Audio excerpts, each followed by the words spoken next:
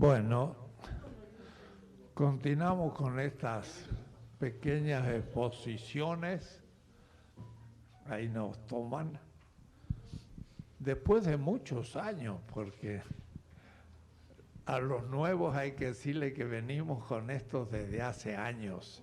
Y a los viejos tampoco son tan viejos, porque algunos fueron nuevos hace poco y ya son de los viejos. Pero las 20 tesis fue un curso en 2006, así que ya hace muchos años. Y 20 tesis porque fueron 20 clases a un curso de la juventud del el partido que nos precedió y que quedó en el camino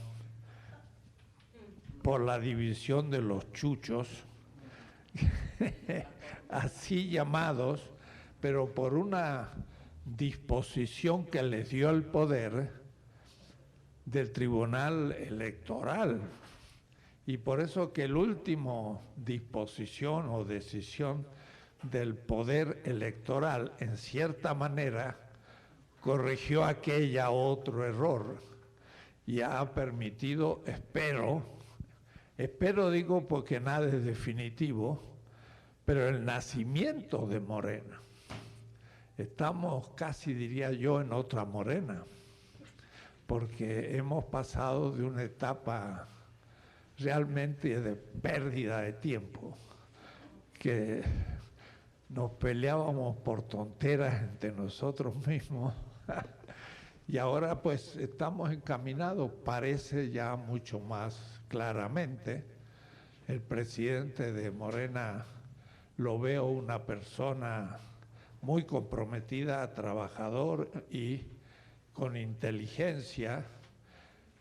Acontecen cosas inesperadas como, ¿qué diría yo? El perdón.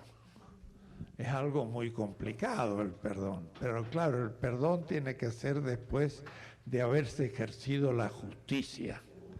Y la justicia, creo, le dio la razón a los que venían trabajando en una cierta línea y les quitó el poder a los que estaban malgastando el tiempo de Morena, pero han aceptado con sumo realismo, diría yo, no con humildad, pero con realismo, de que la cosa cambió y hay que plegarse a un poder obediencial.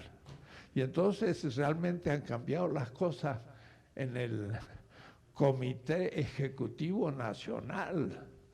Antiguas personas que pretendían proyectos personales se han plegado a ponerse al servicio del partido, por lo menos pareciera.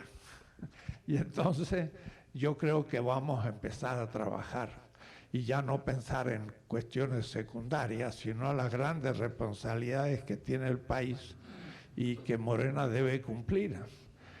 Y en cuanto a estas pequeñas clases de la escuela, bueno, vamos a ver si se transforman ya no en tan pequeñas, y la escuela ahora ya va a tener forma. El instituto ha sido bien organizado, se ha nombrado a Rafael el Fisgón como director oficial, hay una comisión de académicos, en fin, pareciera que se ha hecho la aurora de una nueva etapa. Así que yo hace 3 semanas uno no sabía qué iba a pasar, pero hoy no que hay que estar demasiado optimista, sino cuando uno logra un cierto triunfo para el servicio de la gente, hay que recordarse de las tristezas de las derrotas, para que en las derrotas uno se acuerde de las alegrías de los triunfos y uno quede en una situación de resistir a la realidad y seguir luchando. Entonces, simplemente ahora seguimos luchando porque aparecen enemigos de afuera que son los en serio, no los los tiros amigos que son no tan en serio. La clase de hoy, que es la tercera, y hay un programa, y no sé si ustedes lo han visto en la página. A ver, yo quería saber, ¿quién ha visto el programa en la página? No me esperaba tal respuesta. Bueno, bastantes. Es nuestro pequeño curso esta vez y después lo iremos siguiendo.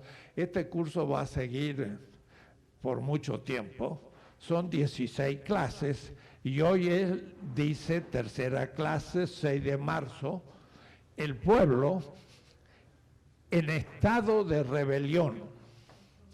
Y nombro un autor. Entonces, como ya las cosas van a ir más en serio y la escuela debe empezar a subir al nivel, me voy a atrever hoy a nombrar algunos pensadores con los que uno podría contar, pero siempre con el espíritu del que se olvida el nombre, pues no hay problema. Y si no entiende, tampoco hay tanto problema.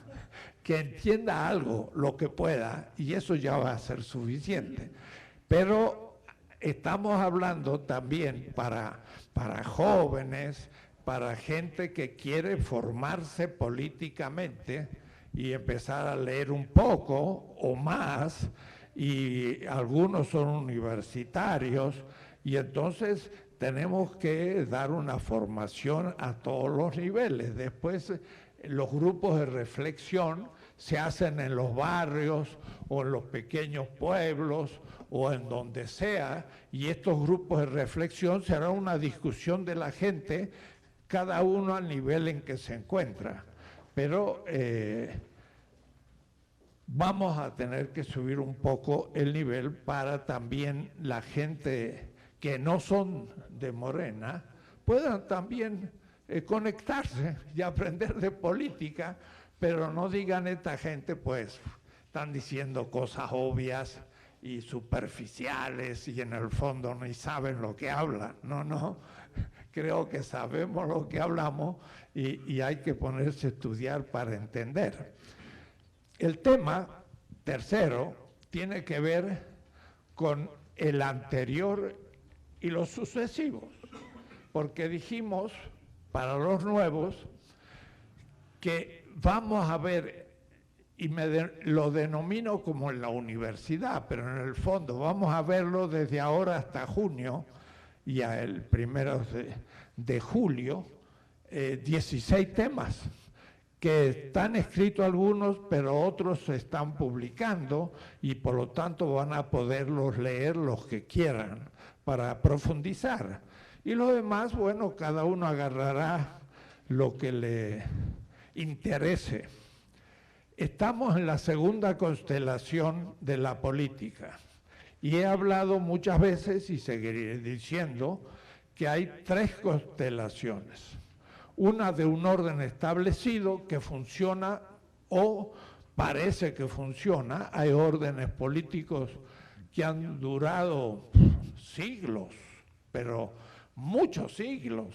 Mire, el Imperio Chino se organizó 200 años antes de la era común, decimos, fuera del mundo occidental. El mundo occidental dice 2 siglos antes de Cristo, pero un maometano no le va a decir antes de Cristo, va a decir la era empieza en la Hijra, cuando Mahomet salió de la Meca. Entonces, para un islámico, estamos en el siglo XIV de la Hijra, porque la expulsión del profeta Mahomet de la Meca aconteció en el 623, o es decir, en el siglo VII cristiano. Y los chinos tienen otra manera de nombrar. Entonces, yo digo, en el segundo siglo de la era común, para no decir cristiana, Y común tampoco es muy común que digamos, porque vale solo para los cristianos. Digo esto para que aprendamos a hablar cuando hagamos reuniones y esperamos hacer políticas, no solo de latinoamericanos, sino con africanos y asiáticos, porque vamos a organizar también reuniones de discusión de política. Primero, claro, mexicana, estamos en esto todos los días, pero después en América Latina. Hay mucho entusiasmo en Argentina, en Uruguay, en Chile con los movimientos que hay, los pobres brasileños que están soportando lo que están soportando, y bueno, en lo que está pasando en México. Así que vamos a poder realizar proyectos de reuniones y discusiones, y estas mismas clases se van a pasar en otros países, por ejemplo en Argentina, donde están en una situación parecida a la nuestra, han salido de una catástrofe como la nuestra. Si nosotros hemos tenido un Peña Nieto, ellos han tenido uno peor todavía, que es un desastre, la situación económica, con una deuda gigantesca de 50.000 millones de dólares del Fondo Monetario Internacional, para ver si el presidente que había en Argentina podía ganarle a los Fernández, pero los 50 millones desaparecieron y ahora hay que pagarlos. Y entonces, claro, el gobierno dice, ustedes, los del Fondo Monetario, son muy buenos para cobrar, pero son responsables de haberles dado esos enormes fondos a un irresponsable. ¿Por qué se lo vamos a pagar? Entonces el fondo también tiene que cuidarse de lo que está exigiendo. Digo esto porque miran a México mucha gente en este momento, y claro, lo que está pasando acá tenemos que pensarlo, y pensarlo bien para poder avanzar en nuestras tareas. Decía yo que tanto el gobierno, lo que podríamos llamar el final de la tercera transformación, que fue los últimos gobiernos neoliberales, pues están ahora en Brasil en acción. Pues si el presidente brasileño es justamente lo opuesto a Lula, que había hecho un gran gobierno en Brasil y está destruyendo ese país y dejándolo en una situación lamentable para el futuro. Entonces también los miembros del Partido del Trabajo de Lula miran a México porque se tienen que empezar a preparar, y una de las cosas que no hicieron es formar los cuadros, formación política. Vamos a ver si lo logramos nosotros, para que haya cientos de miles de jóvenes y adultos, pero partamos de los nuevos y también los antiguos militantes, que pensemos las cosas para cuando vengan las épocas más difíciles haya que resistir los cambios que se puedan dar en el futuro. Por eso que no todos en América Latina estamos en la misma constelación. Un sistema estable en América Latina prácticamente no existe. No se ha dado un sistema que haya durado un siglo. Claro, pensábamos que México no tuvo un golpe militar. Eso ya es un logro, que desde 1910 y la revolución no hubo golpes militares, pero hubo golpes políticos y culturales y económicos, y esto quedó al fin muy destruido, como en otras partes. Entonces, si tomamos un ejemplo, sería, por ejemplo, decía yo, la China. La China en el segundo siglo antes de la era común, hasta 1912, o es decir, 21 siglos, 2100 años, tuvo un imperio, y nunca ese imperio cayó ni fue tomado por nadie. Gobernó. Claro, había los mongoles del norte que se le venían a los chinos, y por eso los chinos hicieron la Gran Muralla, que tiene como 2.000 kilómetros más, unas murallas impresionantes, que van y suben montañas y bajan de 10 metros, 15 metros, con una calle de 15 metros, con grupos de soldados, una obra enorme de la humanidad. Sin embargo, los mongoles pasaban la muralla, porque era muy fácil pasar por los extremos, pero invadían China, pero aún en un siglo los mongoles gobernaban igual que los chinos y en el mismo sistema político, y se habían chinificado, si ustedes quieren. Era un pueblo dominador, pero que al fondo, como era menos desarrollado, no podía menos que después de invadir China con ejércitos de 300.000 mongoles, terminaban por aceptar la cultura porque estaba muy organizada. Eso sería una constelación, un sistema político que funcionaba. Claro, funcionaba con mucha dominación, había muchos pobres, pero resistió 22 siglos. Y en 1912 se hace la República y ahí empiezan los problemas, y ciertas partes de China empiezan a ser ocupadas por el Japón, por Francia, por Inglaterra, y la China quedó realmente casi ocupada por poderes extranjeros cuando surgió Mao Zedong e hizo una revolución tremenda y pacificó el país y lo puso de pie de nuevo. La generación siguiente de ingenieros no eran ya licenciados, pues los licenciados son buenos para las leyes, pero no a veces para el desarrollo. Ingenieros empezaron a hacer la China actual, que tampoco es un milagro, porque la China tiene una enorme historia. Pero entonces los chinos pasaron de un sistema estable a su derrumbe, y entonces lentamente surgió lo nuevo, pero por crítica de lo antiguo. Entonces estarían los chinos desde 1912 en una situación que es siempre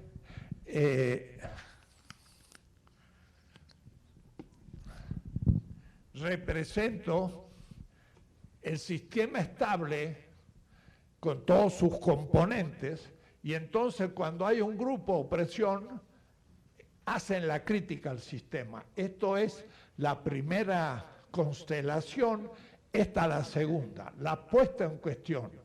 Y en el caso de la China habría sido Mao Zedong. Pero en nuestro caso, para tomar otro ejemplo, había una estabilidad en el régimen colonial mexicano de la época colonial. Ya había un virrey, nunca teníamos rey, nunca dictamos una ley, lo hacía toda España, y en el 1808, cuando Napoleón ocupa España, los campesinos españoles se levantan contra el ejército de Napoleón y en una larga lucha que van a terminar por derrotarlo. Ahora vean lo que estoy diciendo, 1808. Y ahí empieza también nuestro proceso de emancipación. No empezó en 1810, empezó en el 8. Porque como Napoleón metió preso al rey de España y las provincias dependían del rey por un contrato, metido el rey preso, todas las provincias se emancipaban. Navarra, Castilla, Aragón, México, Nueva Granada, que era la Gran Colombia, nosotros éramos Nueva España, el virreinato de La Plata en el sur, eran como provincias dependientes del rey. Al estar preso el rey, esas provincias cobraban libertad. Y entonces ahí estaba Primo Verdad, Talamantes, se reunieron y dijeron, bueno, ahora tomamos el poder nosotros, los criollos, porque somos los que habíamos hecho el pacto con el rey. Pero los españoles que estaban en México no aceptaron que los criollos mexicanos tomaran el poder. Pero además es interesante el primer proceso de la emancipación, que es un proceso de puesta en cuestión del sistema vigente. Un sistema vigente es criticado. Se preguntaron, pero vamos a ejercer el poder. ¿En nombre de quién? Bueno, de los criollos que son blancos, hijos de españoles. Y se preguntaron, ¿y los indígenas son partes de ese pueblo? Y ahí empezaron a discutir. Y Primo Verdad pensaba que había que realmente aceptar que los indígenas entraran, y talamantes y todo lo que ellos discutieron. El profesor Luis Villoro tiene un texto sobre la ideología de la emancipación y muestra esa lucha. Quiere decir que fue una lucha de crítica al sistema. Y por último, discutiendo el tema y repartiéndose el poder, se levantaron los españoles en México. Sin ayuda de España, hicieron un ejército, tiraron abajo el gobierno, y entonces recién surgió el segundo proceso de la emancipación, que también fue crítico, que fue Miguel Hidalgo, que suena la campana de Dolores, organiza un ejército, era un hombre extraordinario, era un hombre que jugó su vida, no era un gran estratega militar, Morelos era mucho mejor, pero al fin también es derrotado. Ese momento hidalguense es el que va a ser el objetivo de este segundo curso hasta junio. El momento que le llamo yo hidalguense, que es la crítica.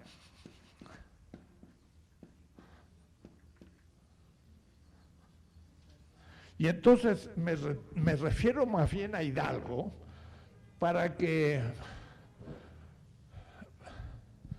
no se nos critique demasiado pronto de ser gente revoltosa que quiere tirar todo abajo. No, Hidalgo no quería tirar nada, quería hacer una nueva patria, pero la nueva patria va a ser el momento 3. Va a ser, después de negar esto, hay que hacer un nuevo sistema. 3. 1, 2, 3.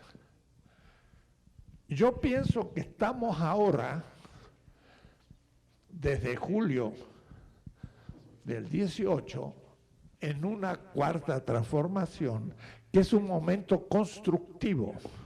Pero como decía un teórico inglés de la política, John Locke, con una mano hay que tener el escudo para protegerse de los de antes, y con la otra mano hay que tener una espada para poder abrir camino. Y nombro John Locke para que tampoco nadie de la derecha me diga, este es un izquierdista revolucionario. Sino que es John Locke, que fue el que inventa el liberalismo. Así que se transformará después en alguien que habrá que criticar en estas clases, porque tenemos que superar no solo el neoliberalismo, sino algo que estuvo antes que el nivel neo es nuevo liberalismo. Pero el antiguo liberalismo también hay que criticarlo, y eso es John Locke. Pero John Locke hablaba a los burgueses ingleses contra los nobles de la Edad Media. Y tenía por enemigo a la Edad Media, al feudalismo y a la nobleza. y ellos eran los burgueses que ahora eran los revolucionarios. Acontece que quizás con el tiempo descubramos también que habrá que poner en su lugar a la burguesía, pero quizás no por ahora. Entonces la política tiene que saber en el a corto plazo qué podemos hacer, pero no ser ciegos al mediano plazo y no ser ciegos a largo plazo. Y entonces en México hay gente de extrema izquierda que está contra Morena y que mira el largo plazo. Y entonces uno puede decir, usted está aquí criticando, pero lo está criticando de la extrema izquierda, aunque hay otros que critican desde la conservadores. Por ejemplo, ahora yo tenía mi celular y hay un hermoso canto de liberación de la mujer, pero por ahí no solo se levantan contra el machismo y el varón que ha hecho sufrir a la mujer, sino por ahí aparece también la casa en el Zócalo pintado.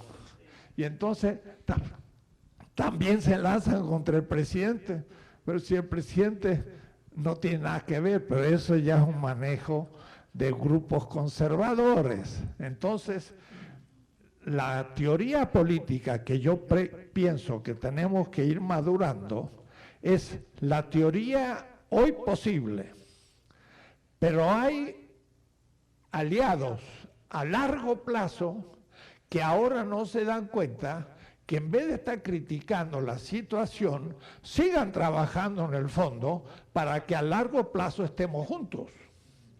Pero quizás yo hablo muy cifrado y no pongo todas las cartas sobre la mesa, porque lo irán viendo de a poco. Es decir, yo puedo hablar mucho y con claridad Marx y la lucha contra el capitalismo. No es ahora el momento todavía. No hay posibilidad, pero no hay que dejarlo de pensar, porque en 50 años quizás tengamos que llegar a eso. Alguien me dirá, pero mientras tanto usted es un reformista. No. Soy un realista con principios, que hago lo posible, pero tampoco niego aquello que tendrá que hacerse en el mediano plazo, que no es hoy, y a largo plazo, que es más tiempo, porque los tiempos del siglo XXI no son los tiempos del XX. En el siglo XX hubo grandes revoluciones que pensaron que eran instantáneas. La revolución del 17, soviética, una revolución tremenda. La de Fidel Castro, 57, Cuba. Sí, pero ha pasado tiempo. ¿Qué pasó con la revolución? La del 17 cayó en el 87, que fueron justo 70 años. ¿Por qué cayó?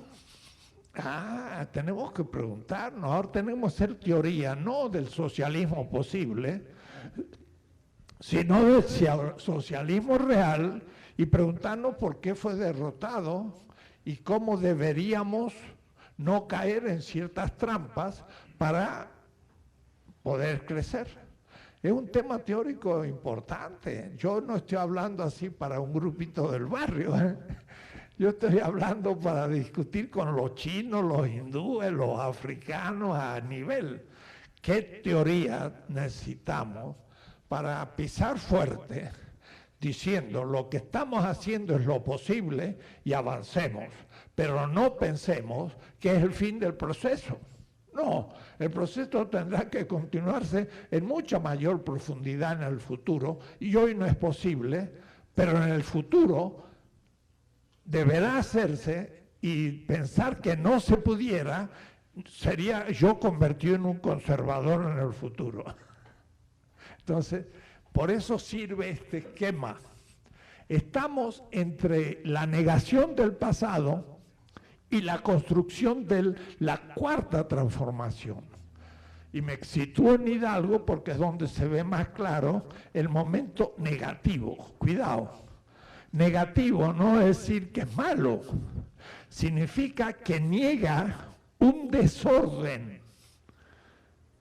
Si yo niego el no, es una afirmación. Decir, yo no debo hacer esto, es una negación. Pero entonces, ¿qué debo hacer? Y ahí viene la afirmación. La negatividad no es mala, sino que lo que hace es negar la injusticia. Entonces el curso entero va a estar en un momento de negatividad en el sentido que va a criticar la injusticia de un régimen. Le digo esto para aprender a pensar, porque la política hay que saber que hay muchas cosas que hay que destruir institucionalmente porque son injustas, y hay otras que hay que construir con novedad gracias a la imaginación, creatividad de la gente, y de todas maneras, cuidado, nunca va a ser perfecto. Me acuerdo un curso ahí en San Pablo, en Brasil, el movimiento de los sin tierra, tienen un centro de formación bellísimo, como de 1 hectárea, y hecho por ellos mismos de adobe. Cuesta muy poco. Y entonces yo estaba en una aula de 500 personas dando un curso al movimiento Los Sin Tierras en Brasil, y vi un centro de formación. Y ahora que tenemos que hacer la formación en México, me viene a la imagen el centro de formación de los sin tierra. Son 30 millones de campesinos que no tienen tierra, Y es un movimiento político importante y tiene un gran centro de formación. Yo digo, ¿y por qué Morena no puede tener un gran centro de formación? 1 hectárea. Pero un edificio simple, popular, hecho por la gente, y no una castilla de cemento en Insurgentes. Eso cuesta mucho dinero y además es un mal ejemplo de riqueza innecesaria. Digo decir esto porque estoy pensando que tenemos que hacer eso en México. Un gran centro de formación, pero eso no más que para formar los más dirigentes que salgan de los grupos de reflexión del instituto, que tienen que haber miles de grupos de reflexión en todo el país, en el campo, entre los indígenas, en todas partes, pero a veces hay que reunirnos para hacerles cursos más especiales, o este mismo curso, ya con más condiciones, para que llegue a la gente. Estoy soñando, pero tenemos que hacerlo ahora, porque ya Morena dejó de ser una posibilidad y tiene que ser algo en serio. Bien, crítica al sistema a partir de las injusticias que se cumplen y del concepto de pueblo que expliqué la clase anterior. Pueblo no es un concepto inválido para la política, pero es un concepto de muchos significados. En la filosofía le llamamos analógico. ¿Por qué? Porque los muchos significados de pueblo tienen algo en común, pero en algún sentido empieza un concepto a diferenciarse de otro.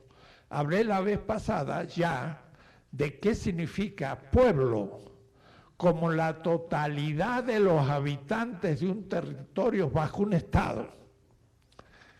Dense en cuenta que al decir eso ya dije muchas cosas, ¿no? Un territorio bajo un Estado. ¿Qué es el Estado? Vamos a tener que trabajarlo, porque los anarquistas dicen que hay que disolver el Estado. Y algunos creen que los zapatistas también piensan que hay que disolver el Estado. Eso lo dice un colega de Puebla, se llama John Holloway.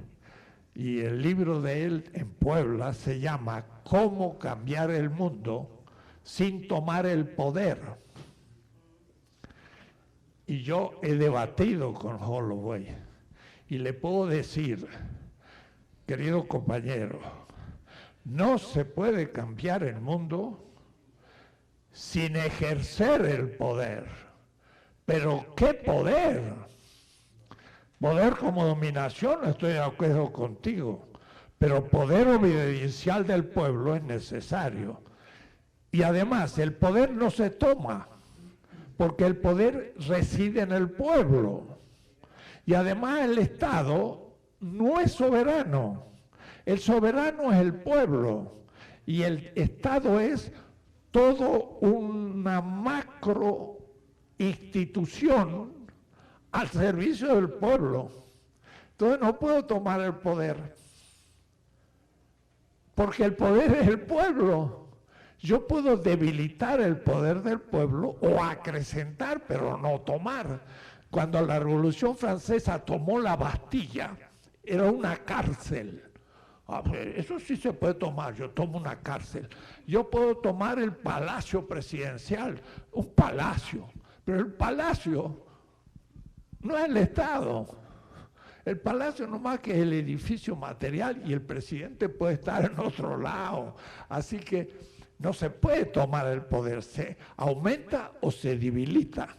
Entonces, dense en cuenta que cuando hablamos, estamos hablando en política y hay que empezar a aclarar los términos. Y para eso no se hace en un día, ni en 2, ni en 10. Y hay que estudiar, leer.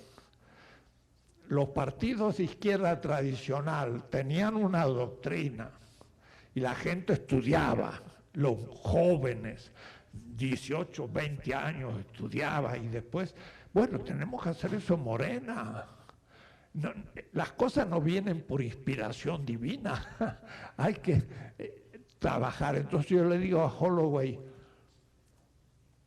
no se cambia el mundo sin el poder, pero con el poder se puede dominar al mundo y hacerle mal. O ejercemos un nuevo tipo de poder, en un nuevo tipo de Estado al servicio del pueblo, y entonces eso sí funciona. Pero hay que decir en qué consiste el nuevo Estado. ¿Cómo hacemos para cambiar la naturaleza de nuestro Estado? Bueno, la mayoría de la gente de Morena, pues ni sabe lo que es el Estado, ni cómo está organizado, ni cómo funciona. Pero eso no es el tema. ¿Y cómo se cambia este Estado que ya está funcionando? Es un Estado representativo. Muy bien. ¿Y es suficiente? ¿Y dónde está la participación del pueblo? Por un plebiscito, bueno, eso es una vez cada siglo. Por una encuesta, pues eso es un método económico para saber qué mercancía se produce. ¿Cómo participa la gente en nuestro Estado? Votando una vez cada 6 años. Y en los 6 años después, ¿qué hace? Observa, y si es muy bueno, dice, voy a votar de nuevo por él. Y si es muy malo, se tiene que aguantar y votar contra el próximo. Eso es participación. ¿Y qué hago yo cada semana? Hay que tener un nuevo Estado donde todos los ciudadanos, por constitución, puedan participar en un poder participativo. Hablaremos en el futuro qué es eso.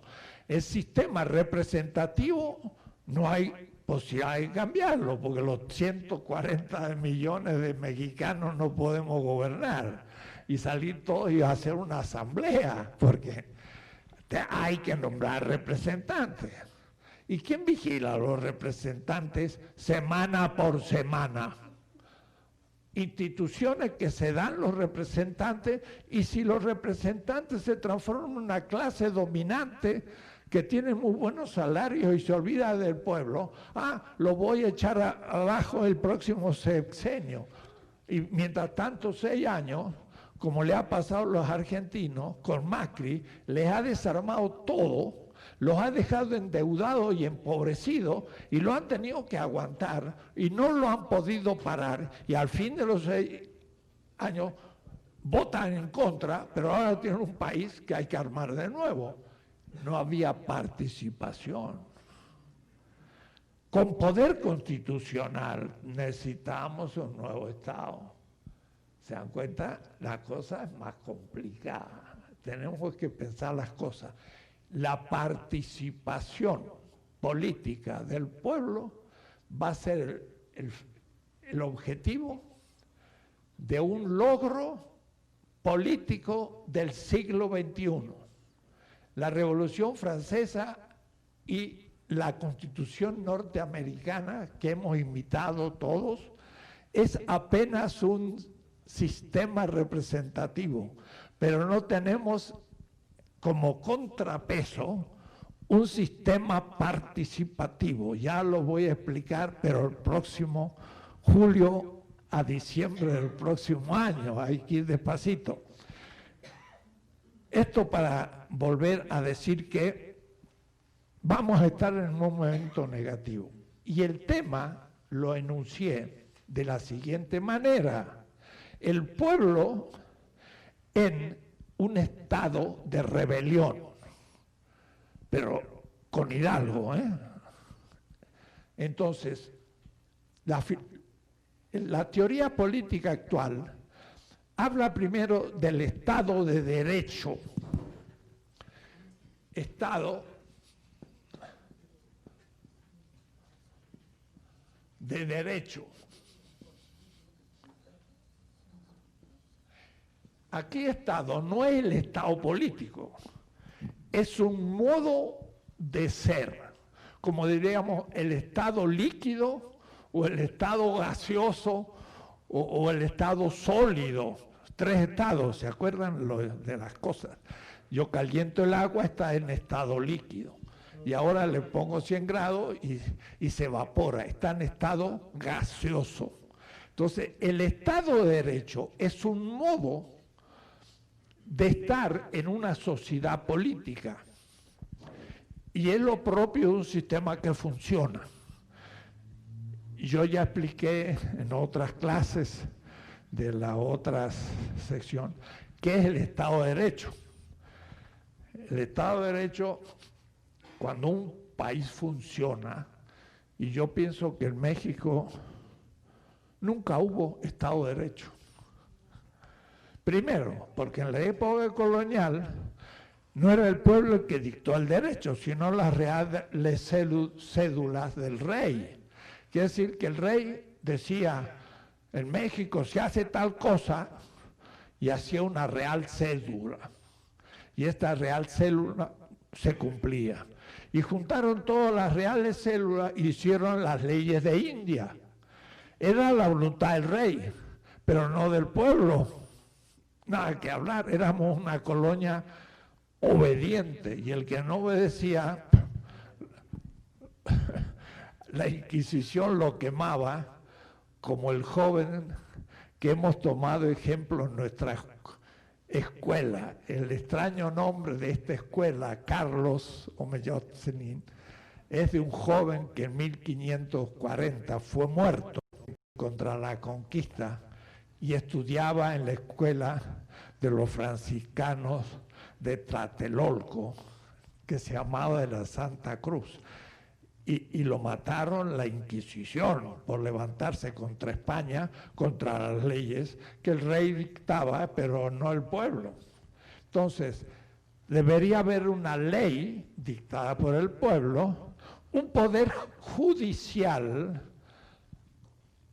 ético, no corrupto, que entonces, ante los conflictos entre los ciudadanos, a partir de la ley, el juez dicta justicia. Y entonces, entre los dos que están peleándose, el juez le da la razón al que es víctima y no al victimario. Y si eso funciona, ese país tiene Estado de Derecho. Díganme si lo tenemos en México. Sabemos que los jueces, como quien dice, quien paga antes de empezar el juicio, y lo mismo el abogado. Si alguien viene y le dice, mire, me están acusando de tal cosa, licenciado, quiero que me defienda. Y entonces no pregunta primero, ¿usted es inocente o culpable? Porque quiero saber. Y después haré lo posible de disminuir su castigo. Pero antes de preguntar eso, dice, ¿quién paga? Era como el pobre accidentado que llega al hospital y está ahí medio muerto, y antes de ponerlo en urgencia, le preguntan, ¿quién paga? Entonces, eso ya no es Estado de Derecho, porque el juez está corrompido. Y además la ley puede ser injusta.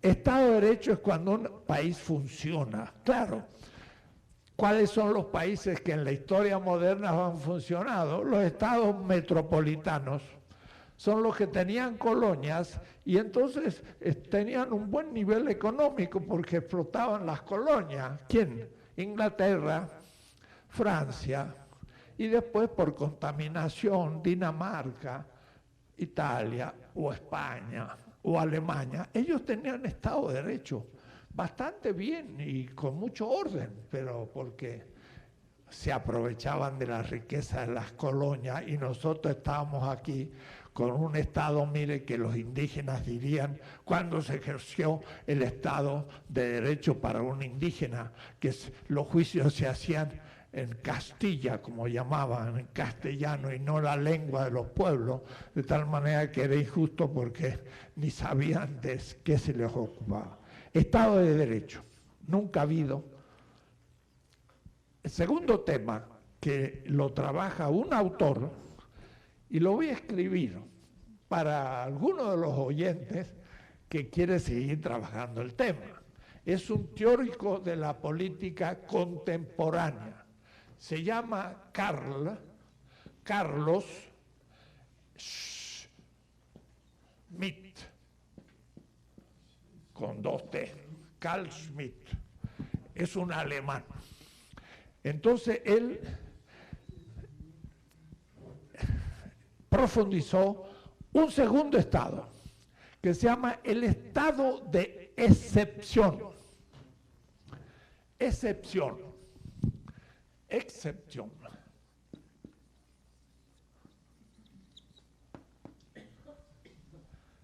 Estado de excepción significa cuando justamente en la gravedad de una situación histórica se dice no podemos ejercer justicia y tomar determinaciones según el complicado proceso del derecho, sino que a veces hay que decir hoy para mañana tal cosa.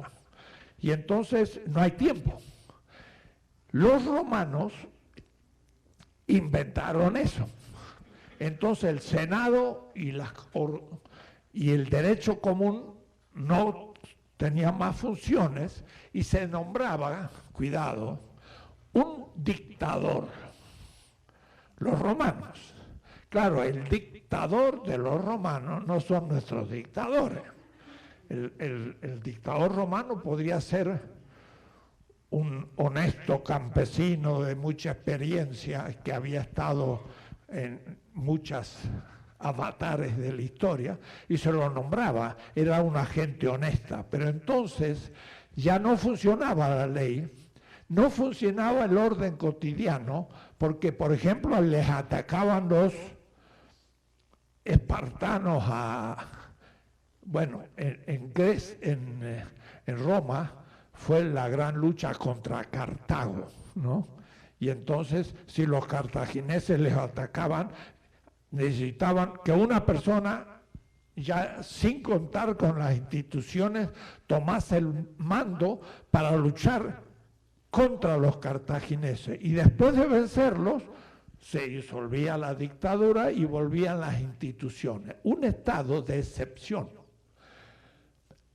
Y lo que pasa es que muchas veces, muchos estados se la pasan en un estado de excepción.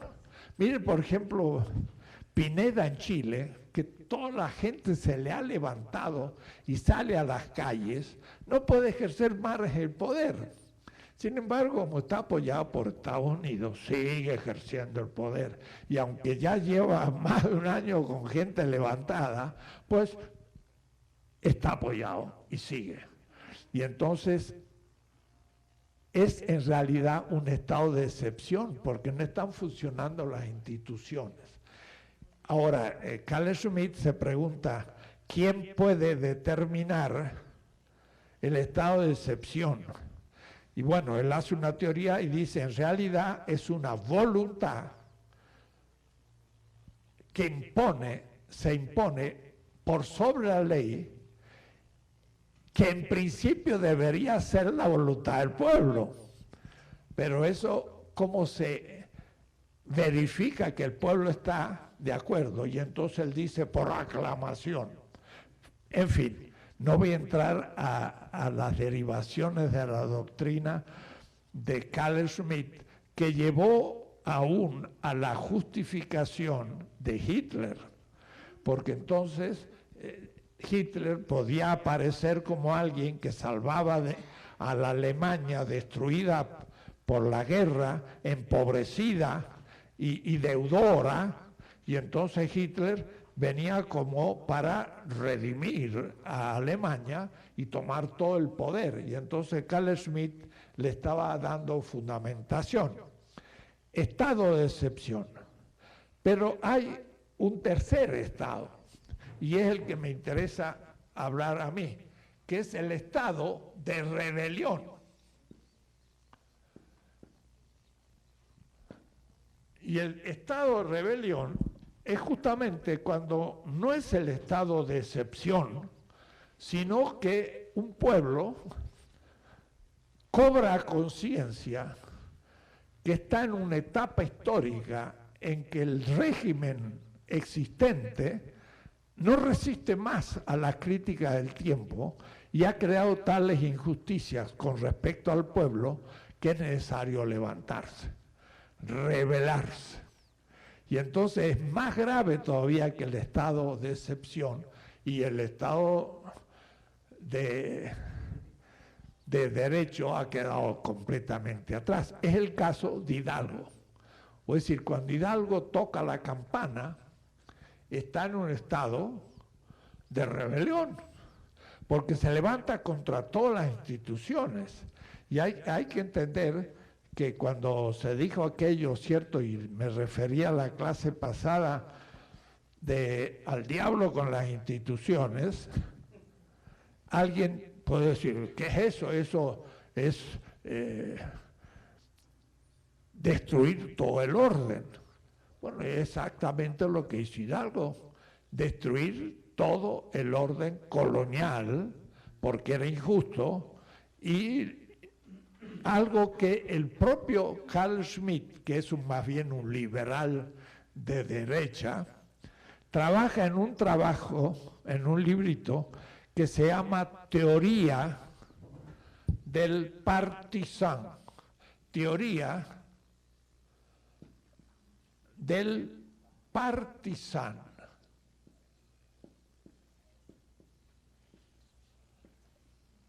Partisán en francés, inglés y también en la política sería teoría de el guerrillero,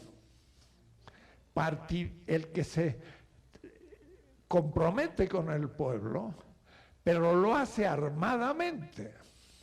Y Carl Schmitt había dado toda una definición de la política, diciendo que la política se define por un amigo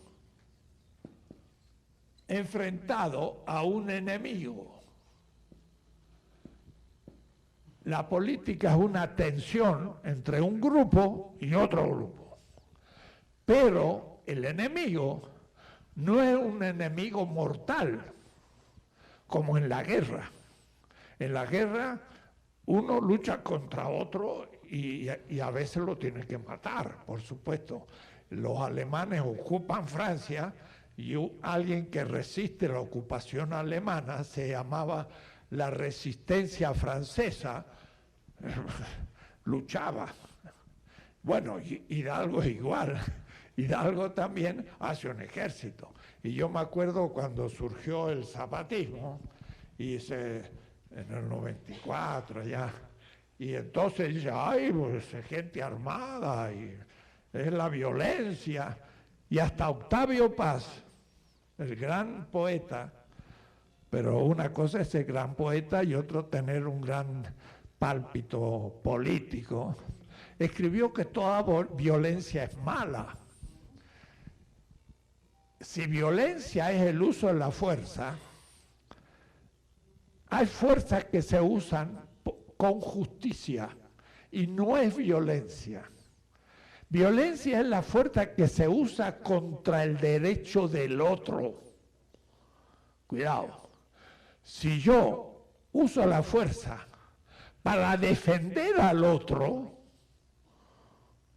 ya no es violencia. Tuve un diálogo con un programa que están haciendo para el Canal 11 sobre la guerra justa. Me dice, ¿usted qué piensa sobre la guerra justa? Toda guerra es injusta. Hacha. Entonces no hay una guerra justa, no. Hay un ejército justo, pero no una guerra. Porque en una guerra,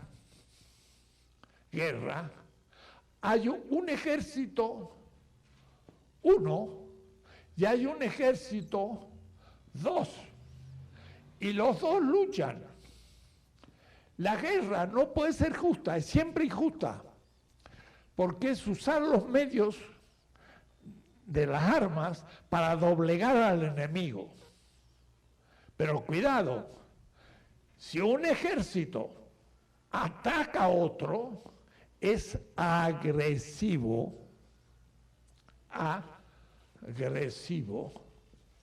y otro ejército defiende a su pueblo, es muy distinto.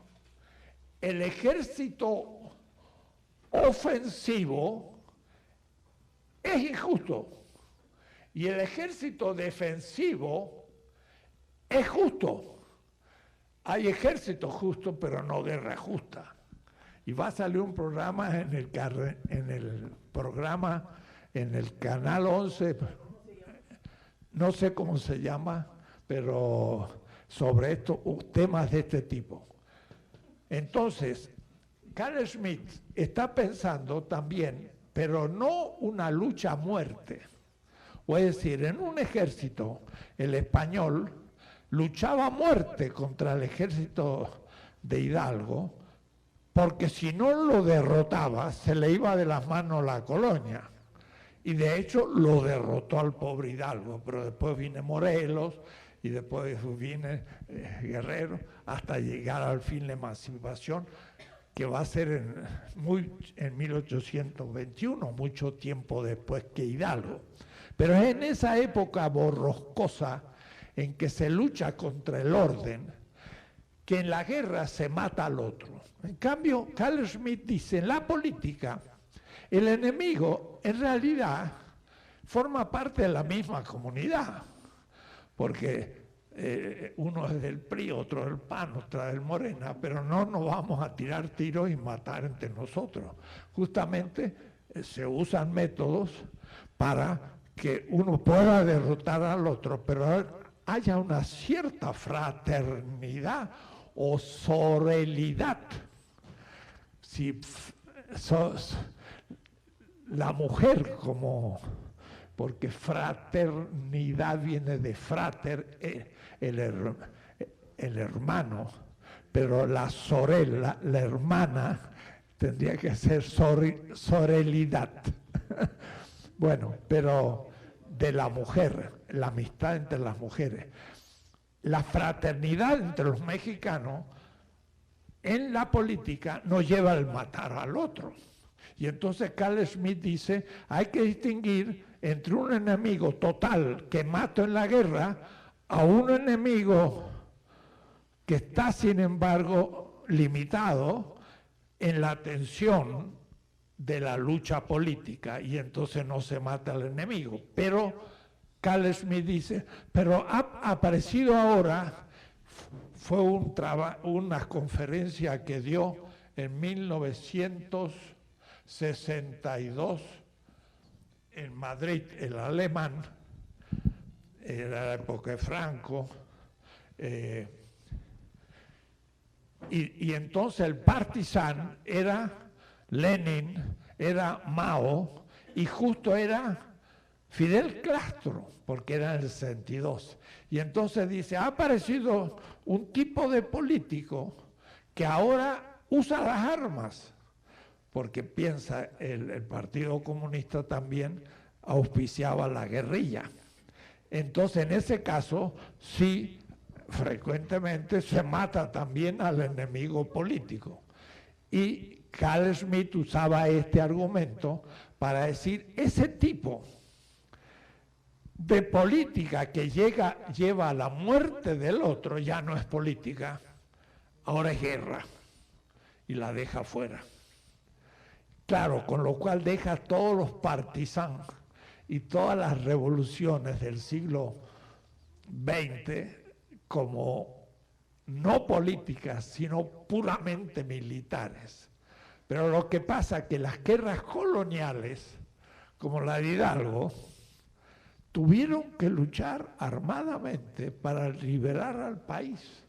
Y entonces es necesaria una teoría política distinta, que aunque a veces el oprimido no lo desea, pues hay veces en que debió emplear medios para defenderse contra los medios del opresor, que no creo que hoy sean los mismos. O es decir, acuérdense del zapatismo en el 94, que las primeras declaraciones fueron la guerra al ejército mexicano. Y el Estado se le lanzó con bombas y todo. Pero entonces rápido dijeron,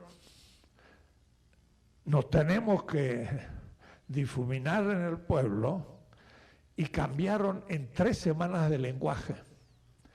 Fue el último foquismo en la historia de América Latina.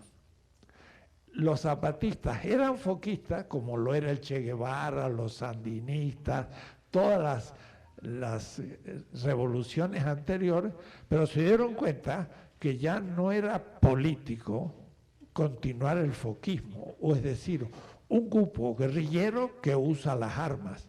Y el zapatismo retrocedió, pero cambió de lengua, y entonces se dio cuenta que era una lucha a largo plazo de afirmación desde el pueblo, y entonces ya no le hizo más guerra al ejército, sino que más bien protegió sus posiciones.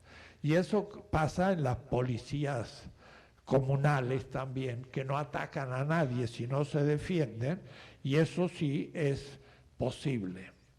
Todo esto para decir que el estado de rebelión hay que pensarlo, y que fue, por ejemplo, el caso de Hidalgo, el cual sí usó toda la fuerza del asunto.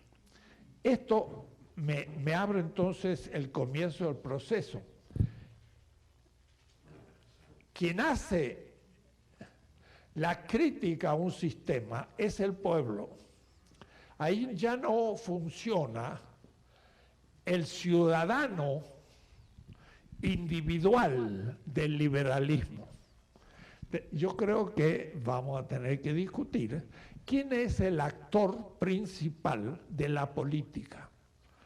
Para el liberalismo, que es el que teóricamente domina hasta nuestra Constitución, pero también todas las constituciones de los países dominantes, el actor principal es el individuo. El individuo es el que vota, el individuo es el que decide. Miren más, el individuo es culpable de algo, en tanto tenga conciencia de haber hecho algo. Si estaba dormido o estaba dopado o no tenía conciencia, es inocente. Voy a decir que hay el conciencialismo individual, que es el que comete una falta y puede recibir un castigo. Pero lo que pasa es que en las estructuras sociales uno puede ser actor y no tener conciencia de lo que hace. No quiero ir más allá, pero por ejemplo, un empresario, mira, en estos días que se está luchando por esto del outsourcing o sourcing, es este tipo de trabajo que contrata obreros con salarios ni siquiera los mínimos, sin ningún derecho, sin ninguna antigüedad, sin retiro, sin nada. Y a veces ni siquiera son expertos en el trabajo que hacen. En mi barrio, como la CFE, también contrata, mejor dicho, contrataba grupos de obreros de esto, pues uno se electrocutó, porque ni tenía bien la práctica de trabajar en la electricidad. Pues a ese pobre no le pagaron nada. Y lo único que hizo la familia es recoger el cadáver y hasta pagar el entierro. Eso se está discutiendo. Y han visto que hay una disputa entre dos senadores y los dos de Morena. Uno porque se suprima, porque es injusto, y otro porque se le dé de larga. y bueno, y eso, ¿hasta cuándo vamos a darle de larga? Esto es injusto. Entonces, eso no puede ser, porque una persona que contrata a un obrero en esas condiciones es parte de una estructura de explotación, aunque no tenga conciencia. Ese es el tema. No es un individuo, sino es el lugar que yo ocupo en la sociedad. Si yo nazco hijo de un millonario, no es lo mismo que si yo nazco hijo del jardinero, pero desde el nacimiento. Y el que nace como hijo del jardinero, pues ya tiene dificultades. Vaya a saber si puede estudiar. El jardinero quizás es un borracho y entonces también hace sufrir. Y en cambio el hijo del millonario que tiene el jardinero, pues ya entró dentro del lujo y además vio al jardinero y lo desprecia porque es un trabajador de su papá, porque es un millonario. ¿Saben? Ustedes no se imaginan. Karl Marx, un personaje inteligente, en El Capital, que es su obra máxima, miren lo que dice. La acumulación originaria del capital es lo que los teólogos llaman el pecado original. Mire, Marx hablando de teología. Y algunos dicen, mire, ¿qué habrá querido decir? Yo, que conozco a Marx y soy muy amigo de muchos marxistas, y soy un marxista teórico, y de Morena en la praxis, porque es lo posible, y no soy un socialdemócrata ni un populista, sino que hay que ver qué somos. No es fácil. Digo lo siguiente, miren qué interesante. El pecado original, según los teólogos, era un pecado que hacía que uno estuviese ya con un pecado en su subjetividad y en sus acciones. Y claro, el pobre San Agustín pensó que era el deseo sexual. Pobre San Agustín, porque fue una etapa que se llama maniquea, con lo cual destruyó la belleza del cuerpo humano y la sexualidad. Y la pederastría de los curas se debe a que se plantea mal el tema de la sexualidad.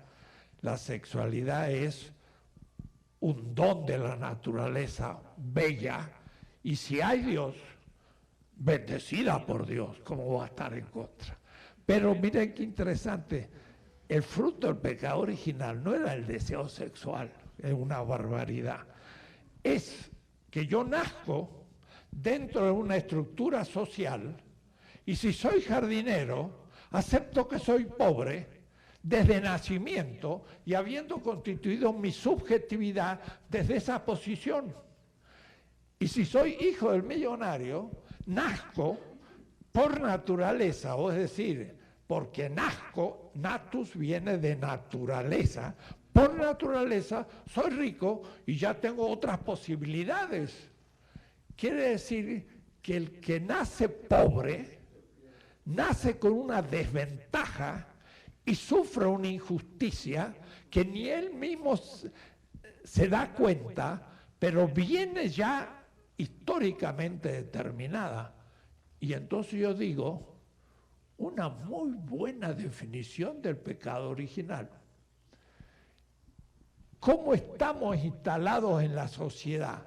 Si en la época colonial había un grupo dominante, que era el virrey, los oidores y todo, y había los criollos en el medio y los indígenas después, y estos dominaban aquello, un pobre indígena decía, yo nací ya desprotegido, dominado y sufriente. Justamente eso es una estructura social. Y entonces el sujeto de la historia y de la política no es el individuo que tiene conciencia de algo, es el miembro de una comunidad que se llama pueblo, que yo puedo estar en él y no tener conciencia de que soy un sufriente injustamente tratado, o también no tener conciencia que yo soy el victimario de los que sufren. Porque, bueno, yo lo recibí por familia y, bueno, me corresponde. El actor político es la comunidad. Y por eso entonces que el que se revela ante la realidad de un orden establecido es también un pueblo. Y el pueblo entra en un estado de rebelión.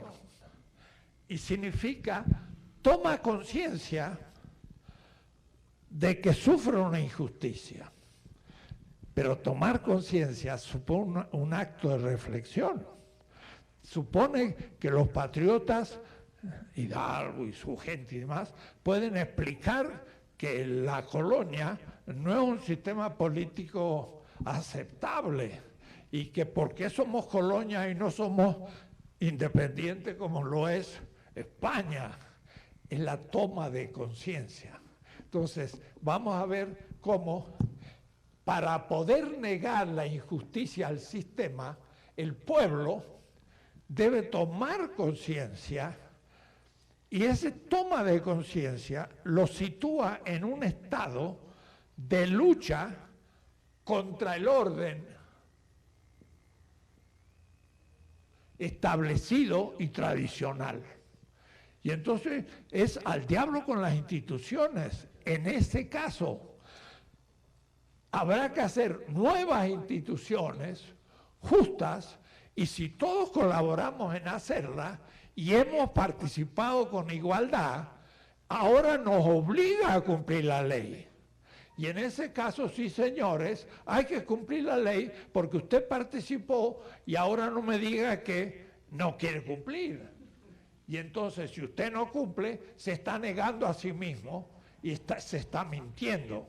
Y tenemos derecho de usar un cierto castigo, pero cuidado, un castigo que no significa que sufra, sino un castigo que significa que lo va a reeducar para volver normalmente a la sociedad. Y esa es la manera, por ejemplo, la policía comunitaria de Guerrero, las buenas, no las que hacen las drogas o los patrones, sino las que hacen los pueblos originarios, Cuando una persona ha matado a alguien, ¿qué hacen? Le dicen, tú vas a trabajar la tierra del muerto y vas a alimentar a la familia del muerto. Porque en el derecho nuestro, que es el napoleónico, es un derecho absurdo. Una persona mata a otra y el muerto ya dejó una familia sin quien lo alimente.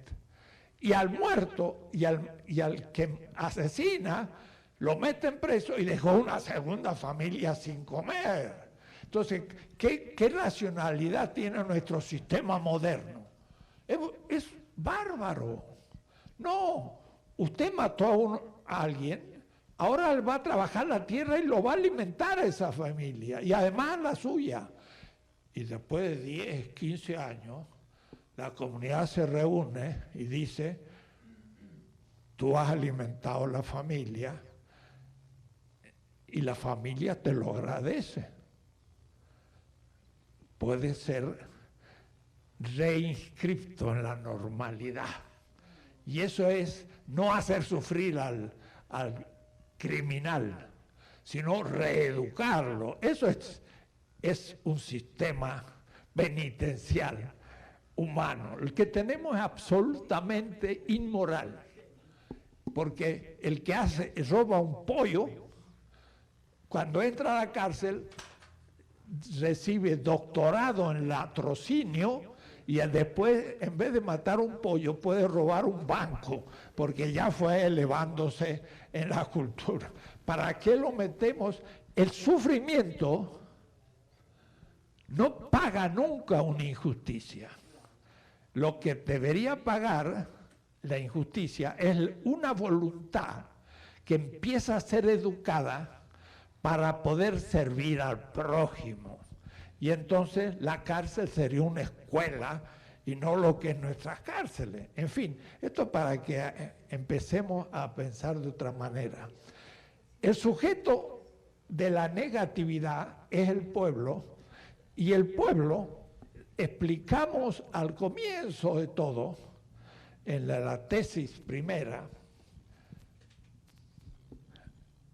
que el pueblo es el único sede de la soberanía. Vuelvo a repetir lo que enseñé en un curso de Tlalpan hace como 4 años. La soberanía es la que puede dictar las leyes y es la que puede ejercer el poder. El poder no es dominación, sino que, como dicen los de Chiapas,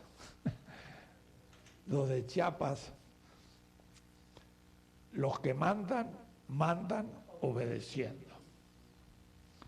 Y entonces, si yo mando obedeciendo, dice Evo Morales, que le han dado un golpe de Estado a Estados Unidos, que está proponiendo un gran candidato para la nueva elección en Bolivia, que fue destituido por un golpe militar, habiendo ganado la elección, aún a juicio del MIT, Massachusetts Institute of Technology, que dicen ahí no hubo fraude, y ahora sí se va a perpetuar el fraude, porque el MAS, partido de Evo Morales, va a ganar las elecciones, pero no se las van a dar. Y el candidato es un tal Arce. Si no es presidente de Bolivia, sería bueno invitarlo a México para que nos empiece a ayudar a aumentar y mejorar la situación económica. Porque este es el hombre genial que multiplicó por 10 los recursos del Estado boliviano. Hizo una estampida. Y en México todavía no tenemos tanto. ¿Por qué? Porque estamos contra el neoliberalismo, pero en la Secretaría de Economía siguen los mismos. Es una autocrítica. Y no va a mejorar la parte económica si no damos lo llamamos a Arce que nos auxilie cómo se lanza una economía en desarrollo. Porque siguen los del ITAM. Entonces, ¿qué quieren? Las cosas hay que verlas. Bueno, el pueblo es el sujeto, el autor, y es pero no ahora lo que llamé potencia. En el orden primero, el orden establecido, llamé potencia,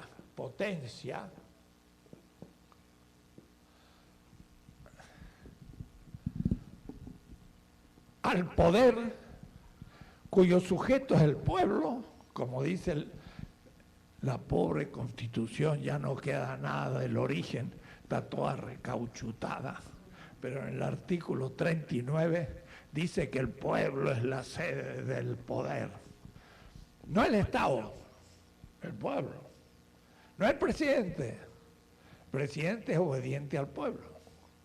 Ahora, claro, ese pueblo hay que ahora organizarlo para que constitucional y legalmente pueda participar toda la semana, no cada 6 años.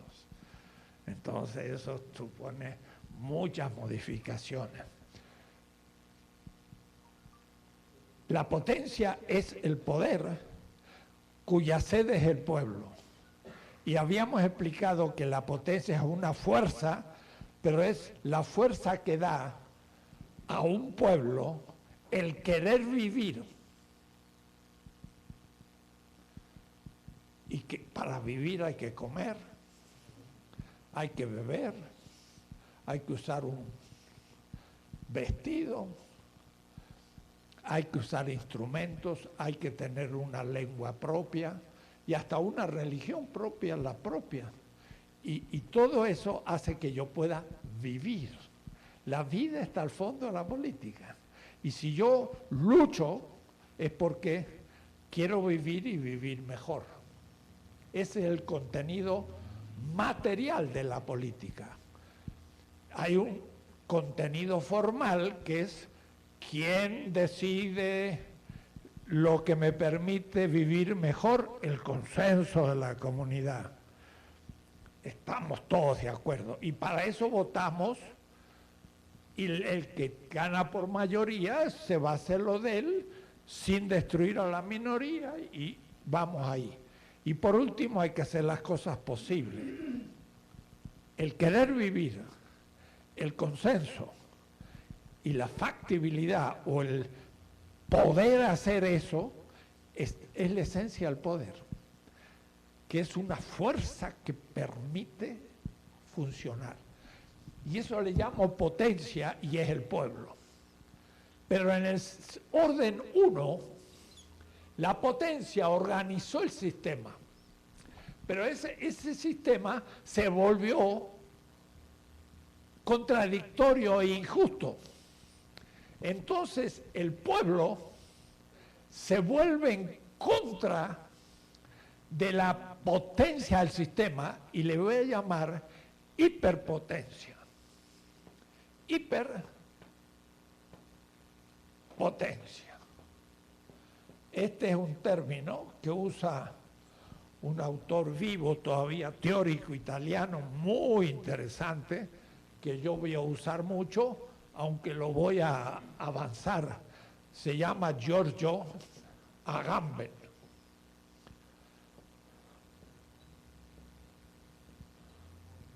Los jóvenes que estudian ciencia política, ahora recién lo están leyendo porque es un hombre vivo, muy inteligente, que está reaccionando, por ejemplo, miren, que un intelectual ya escriba algo sobre el coronavirus y dice, en realidad están exagerando, porque hay menos muertos de coronavirus que de gripe, mucho más, pero les viene muy bien, porque ahora nos están vigilando de una manera que ni en las cárceles se logra. La China puso 400.000 observadores. Y ahora nos van a vigilar, pero mucho más que nunca, y va a ser un Estado mucho más opresor. Agamben. Entonces dice, cuidado también con extremar las medidas, que es verdad que es un virus que hay que darle su fuerza, pero se están usando medios que van a ser usados por el Estado para domesticar la sociedad. Así que cuando alguien levante el dedo, pues ya lo van a fotografiar desde 20 lados y vamos a estar más vigilados que nunca. Eso supone un intelectual muy atento a lo que está pasando. No está escribiendo sobre Platón, Aristóteles o Maquiavelo, no. Está escribiendo lo que nos pase hoy. Agamben habla de la hiperpotencia, pero no logra explicar bien lo que es. Es el pueblo que, habiendo sido el origen del sistema vigente en el pasado, como fue oprimido, se retira y en cierta manera produce un distanciamiento del sistema y ahora lo critica y se establece él como una nueva potencia. O es decir, es un nuevo momento del ejercicio del poder. Es un poder creador. Y ahora se produce una escisión. Se divide el pueblo. Está el antipueblo y el pueblo. El antipueblo, Gramsci, otro autor que tenemos que leer y ir viendo, Gramsci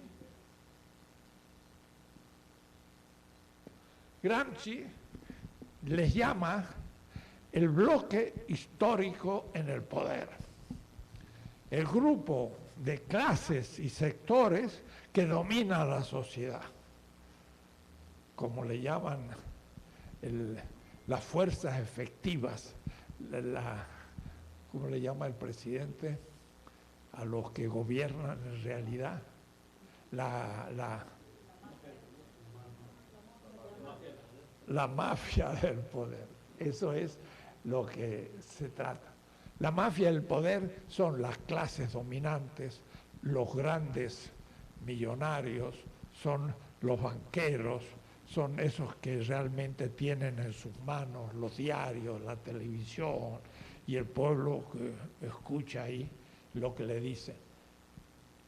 El bloque social, el bloque histórico en el poder. Y entonces el pueblo se transforma ahora en una hiperpotencia que se opone a ellos. Y aquí entonces hay una ruptura, porque hay unos que gobiernan para sí y hay un pueblo que desea ser feliz y por lo tanto organizar un nuevo sistema. Habrá que definir qué significa la hiperpotencia en diferencia de la potencia original. Nosotros en realidad a la época colonial no la constituimos sino los reyes desde afuera. Y desde la primera transformación, la hidalguense, la segunda que yo le llamo la juareciana, la tercera transformación que empieza con la Revolución Mexicana y la cuarta, cada una empezó y ¡buah!, cayó. Es decir, la hidalguense empezó la lucha, Santa Anna ya no supo qué hacer y terminó con Maximiliano, es decir, un emperador extranjero que no conocía el país, aunque era un hombre bastante honesto, pero que estaba fuera de lugar. La segunda comienza con Juárez y termina con el porfiriato, y la tercera empieza con la Revolución Mexicana y termina con Peña Nieto, es decir, las tres. Y entonces el pueblo debe comenzar de nuevo y estamos en eso. Estamos en la cuarta, que va a significar defenderse con una mano del antiguo sistema que bien que trabaja y el nuevo que habrá que construir, que no hay ninguna garantía de que va a salir bien. si no se pone el hombro todos. O es decir, que lo vamos a hacer nosotros o no se va a hacer. Y entonces no es un regalo del cielo, hay que construirlo. Y no solo por los enemigos de adentro, sino sobre todo por los de afuera, que nos ven como un ámbito de explotación y de riqueza para apropiarse de nuestros bienes, nuestro petróleo, nuestro gas, todas esas reformas estructurales, pues, que son privatización de aquello que Cárdenas había logrado nacionalizar en manos del pueblo mexicano. Eso es lo que ha hecho Bolivia. Bolivia ha vuelto el Estado a tomar el control de la economía, del petróleo, del gas y del litio, y los indígenas que estaban ahí completamente ausentes, ahora están en el Senado y en la Cámara de Diputados, y las cholas, como le llaman las mujeres, aymaras sobre todo, que tienen unas faldas muy, muy grandes. Y lo más interesante es que usan sombrero. Y entonces las indígenas ahora caminaban por el centro de Cusco y todas partes, y el gobierno les daba fuerza.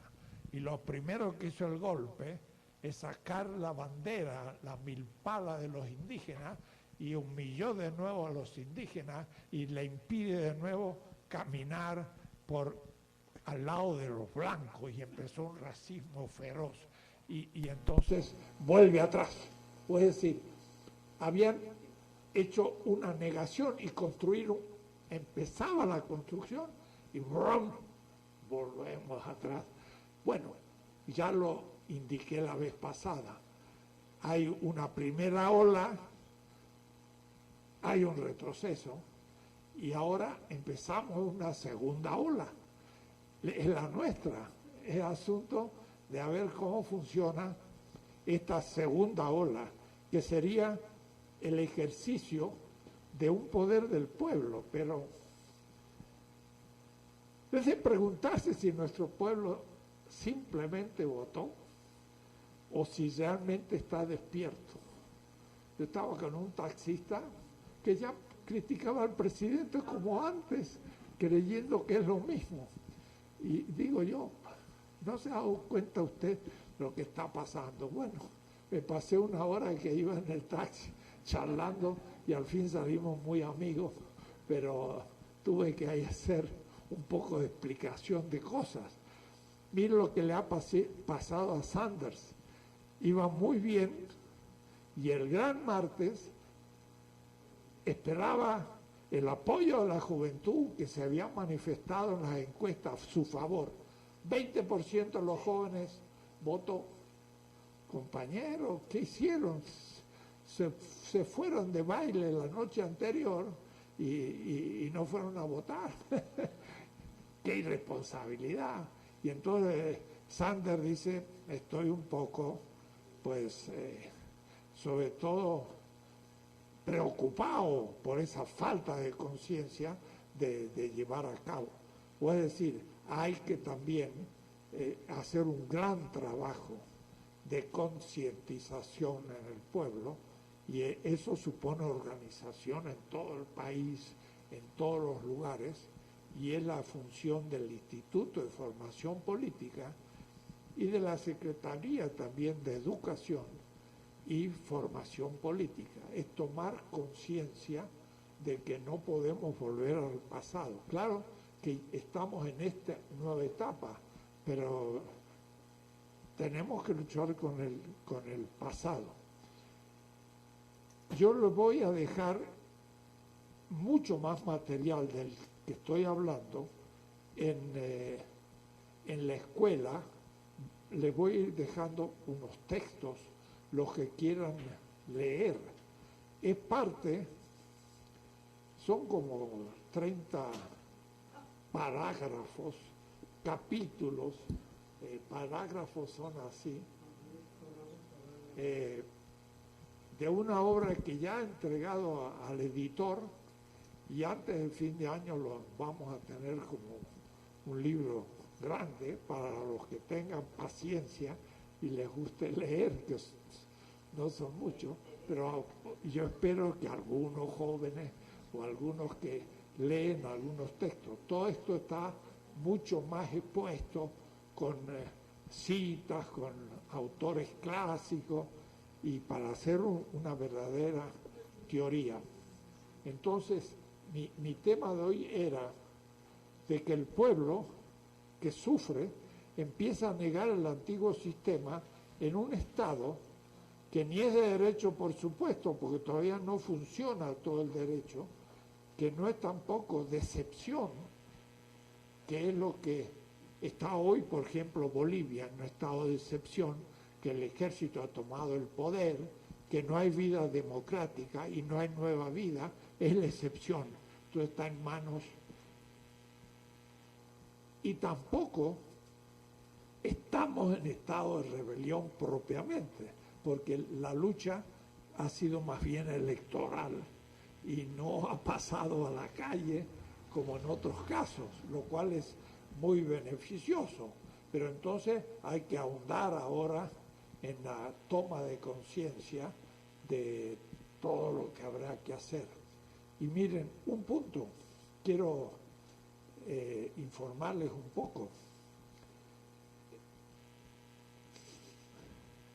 Anteayer estuve en una especie de seminario o congreso en la Cámara de Diputados sobre un tema que puede parecer muy secundario y muy abstracto.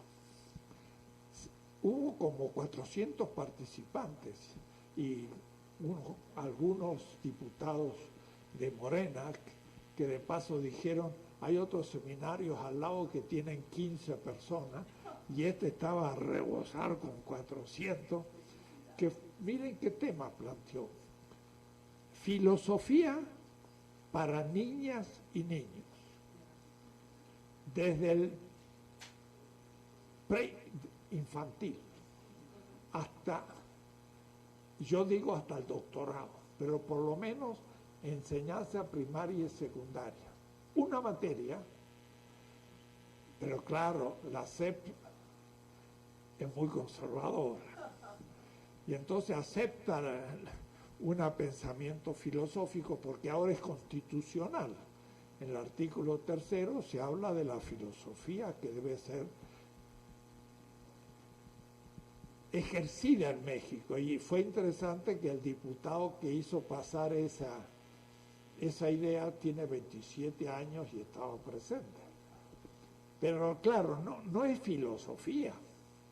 De lo que se trata es reunir a los niños en sus cursos, todos, desde como digo, antes de del primer año, pero se los reúne en círculo y se le lee un texto, que además puede ser un cuento para niños, que podemos pedir a grandes escritores, o tomar grandes cuentos mexicanos, para no usar de otras partes.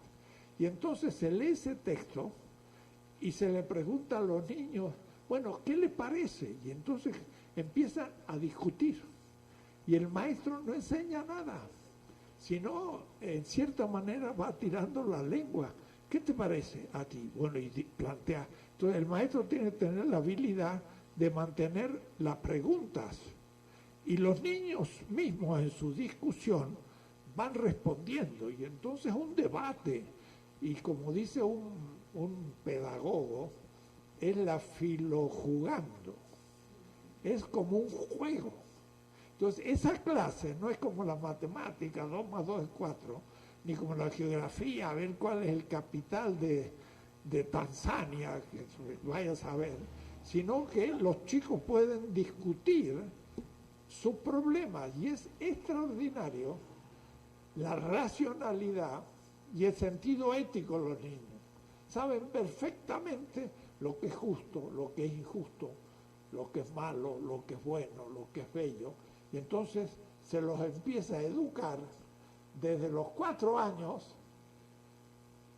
y en 5 años tenemos tiempo para impactar a todos los niños del país, millones, y empezar a cambiar la mentalidad. Es fundamental. Yo he descubierto ahí una mina realmente de formación, hasta política, porque un niño que empieza a saber preguntarse, aguántense los demás maestros, porque después, ahora toca clase de geografía. Entonces a un niño que hace esto, pensamiento crítico, le va a decir a la maestra, señorita, ¿y por qué geografía? Bueno, geografía porque hay que saber los mapas, pero señorita, ¿y para qué un mapa? Y la señorita se va a volver el problema. ¿Para qué la historia? ¿Para qué la literatura? A ver, ¿por qué tenemos que hablar mejor o peor? Y entonces la clase se hace todo repetitivamente. Tenemos lo que Paulo Freire llama una enseñanza bancaria. Es como quien saca dinero, lo pone en el banco para que le dé interés. Entonces, se le enseña algo al niño y tiene que repetir. Y luego hay una clase de valores. Yo insisto que la ética y valores no sirven para nada y nadie puede amar un valor. Se aman las personas. Yo no puedo amar la justicia. Amo los hombres y las mujeres justas. La ética, los valores, bueno, hace 50 años que hago ética y la he destruido completamente en mis obras, pero en fin, siguen enseñando ética a los jóvenes, de una ética abstracta que es aburrida, pero además es del sistema vigente, no es una crítica al sistema. Entonces, ¿por qué enseñamos una ética conservadora a los indígenas y todavía en castellano? Estamos mal. La CEP, bueno, vamos a influenciarla a ver si se pone al día, pero no es fácil. Pero son contradicciones internas y hay que hacer la autocrítica. Sería interesante que en todas las escuelas del país, con nuevos textos gratuitos, se hagan esos cuentos muy simples del primer año al sexto, donde se leyeran y se formaran a los maestros, que es muy fácil, a simplemente dirigir la discusión de los niños. El maestro no tiene que aprender nada, tiene que aprender a oír. Dice un texto semita, que nazca cada mañana con un oído de discípulo. ¿Quién? El maestro, no el discípulo. Y entonces se le cuenta una historia y ahí toman, ¿y por qué el gato es malo y el ratoncito bueno? Y si es justo, y enseguida entran, se meten. Hay algunas experiencias, y me comentaba un maestro, un padre de familia decidió que su hijo no iba más a la escuela, porque estaba contra la escuela, y el niño se le escapó y fue a la clase de filosofía para niños, porque ahí iba a jugar. Y por eso que en esas clases se llamaba filo jugando. Y entonces desarrollar un espíritu crítico. Si logramos eso, ya hemos ganado 50% en la formación política, porque la juventud va a empezar a ponerse problemas y a presentar cuestiones. Muy bien, los nuevos, un poco de lo que expliqué está en la tesis 12 acá, de 20 tesis de política, y es el parágrafo, en realidad está más avanzado, así que no lo voy a dar todavía como texto, porque la próxima continúo. Mire, tenemos 5 minutos, y entonces alguien que quiera presentar algo o objetar algo. Sí.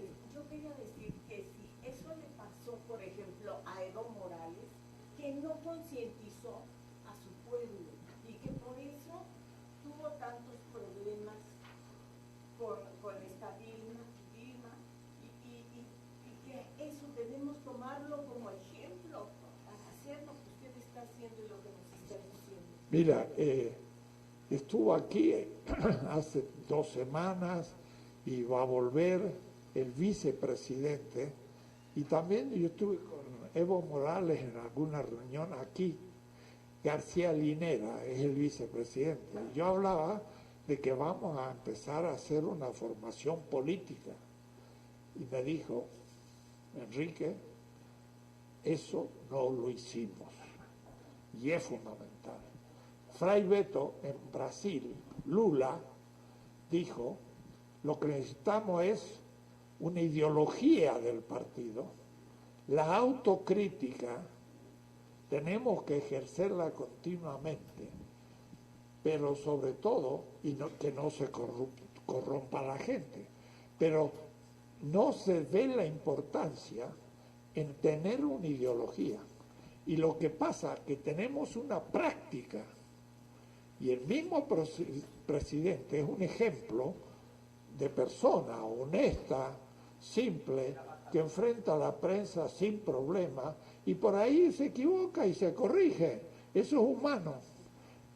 Como dice aquello, equivocarse es humano, perdonar es divino.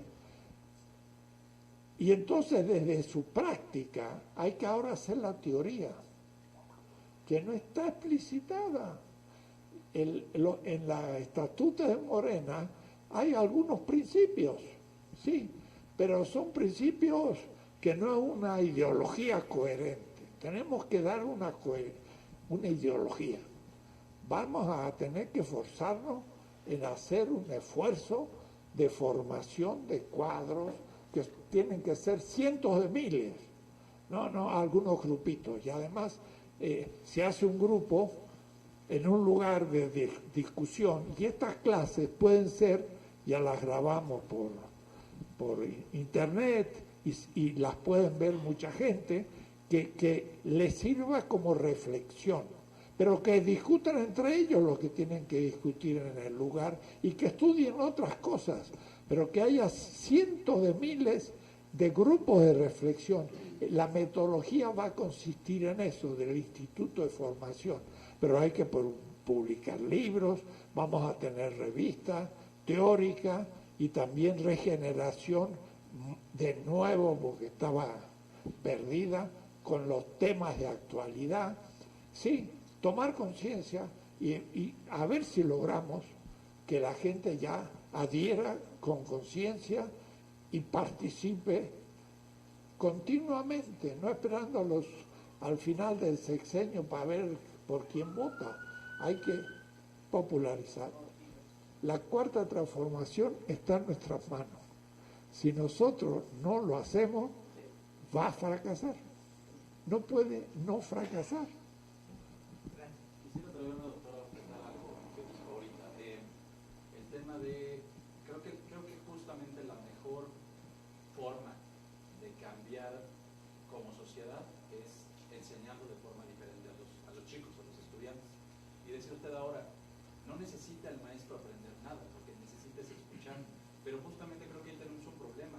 Los maestros no están preparados para eso, están preparados para adoctrinar, para decir, abran bocas, ponemos embudos y ahí va todo, para adentro. Entonces creo que sí necesitamos que los maestros aprendan algo. Por supuesto. El sistema se maneja en la UAM Xochimilco, de la que yo soy. Y hay maestros incluso ahí que se oponen a ese sistema, ¿no? Y que De los módulos y todo. De los módulos, y que tú vienes de semestres en los que, de trimestres en los que estás en mesa redonda, y de pronto llegas con uno que dice, no, aquí fórmense y abran la boquita. Y eso a nivel universitario. ¿Qué pasa si llegamos con esta idea a las escuelas y decimos, tú solo tienes que escuchar? Decir, no, yo tengo que enseñar, porque además así te... No, hay que enseñar a a aprender de los niños, pero es más fácil de lo que parece.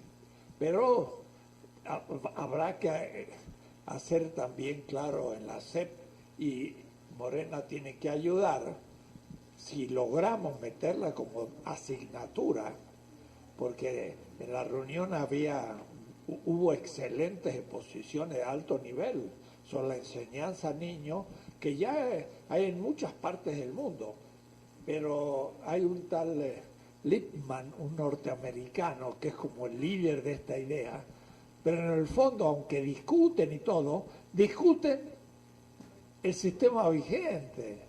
Y se habla de democracia, pero dice democracia liberal. Entonces nosotros tenemos que cambiar las preguntas y hacer una discusión, un debate, un diálogo crítico. Y eso es lo difícil a los maestros. Pero eso se logra haciendo primero textos y cursos con los maestros, y luego nuevos textos gratuitos para los niños. Y en este caso no es grandes lecciones, son cuentos que van desde el primer grado hasta el sexto, complicándose, y cada vez exigen más pensar, pero el maestro se le tiene que dar a su vez un sustento para que se le sugiera qué preguntas puede proponer, si los alumnos todavía no lo saben hacer, al texto que se les dio, en fin, un apoyo, y hay muchas cosas que hacer. Pero yo veo que eso sería no solo escuela de un partido político, eso sería cambiar la mentalidad de todo el pueblo. Mire, para darles un ejemplo, aunque están queriendo participar, es interesante una anécdota de la madre de Thomas Edison. Thomas Edison es un norteamericano, pero que hizo más de 1800 inventos. Es el hombre que descubrió casi cada día algo. Pero es notable y bello la anécdota, porque la madre un día le dijo al hijo: mira, me han dicho en el colegio que tú eres demasiado inteligente y por eso el colegio ya no te quiere. Y entonces no pueden contigo. Entonces yo lo que voy a hacer, voy a hacer tu maestra. Y la mujer se puso junto a su hijo chiquito de 8, 7 años a ser su maestra. Y fue haciendo sus cursos y todo bien, y al fin terminó la escuela muy bien, dando exámenes como externo. Pero ya cuando era más grande, murió la madre. Y entonces él encontró la carta que le habían mandado a la escuela. Y la carta decía: su hijo no sirve para nada y no soportamos, así que le pedimos que salga de la escuela. Y entonces ella no le dijo: mira, somos un fracaso, ¿y qué hacemos? Le cambió la historia y ella se encargó de educarla y salió el inventor más grande de la historia. Es decir, el pensamiento innovador y crítico que falta en las escuelas, porque el maestro enseña y el alumno tiene que repetir. Eso es lo que Paulo Freire llama la educación bancaria. Pongo el dinero en el banco y retiro el interés, y el niño repite. Pero esta enseñanza no hay nada escrito, y hay que jugar la aventura de que los niños vayan descubriendo. Una vez había una conferencia sobre el tema, había como 200 personas, y bastante aburridas, y me tocaba hablar a mí sobre la enseñanza para niños. Y yo vi 4 o 5 niños sentados que vino con la mamá y el papá, pero estaban ahí 8, 7, 6 años. Y cuando me tocó a mí, yo dije: miren, voy a cambiar un poco la metodología. Yo veo 4, 5, 6 niños, les pido que vengan acá Y entonces que se sienten delante mío, de espalda al público, para que no estén influenciados de que hay un público. Entonces, estaban los 5 chicos ahí, y yo le digo, mira, en una casa había un grupo de ratones que eran felices y podían comer y estar muy bien, pero un día vino un gato, y entonces el gato se empezó a comer los ratones, y los ratones dijeron, le vamos a poner un cascabel al gato, para que así cuando hace el ruidito sepamos, y bueno, le pusieron el cascabel. Pero al terminar el cuento, le empiezo a plantearle los temas. ¿Quién es el malo del cuento? El gato. ¿Y por qué es malo? Porque mata a los ratones. ¿Y por qué matar al otro es mal? Y me lo explican. Y después, y es injusto, claro, y dicen que es injusto. ¿Y por qué los ratones se reunieron para decidir algo? Dice, porque muchos juntos piensan mejor que uno solo. Y bueno, era fantástico lo que respondían. Todo era de una gran argumentación y una racionalidad plena, chiquito de 6, 7 años. Entonces, me pasé 20 minutos hablando con ellos y después les dije, bueno, muchas gracias. Y yo dije, bueno, yo ya di mi conferencia. Pero mostré cómo era el asunto. Es facilísimo porque los niños, antes de entrar a la domesticación del sistema vigente, son inteligentes y críticos. Después se les obliga a obedecer y se les acaba toda la iniciativa. Tenemos que lograr una juventud crítica y hay que en la SEP meterlo, pero primero hay que empezar por el secretario.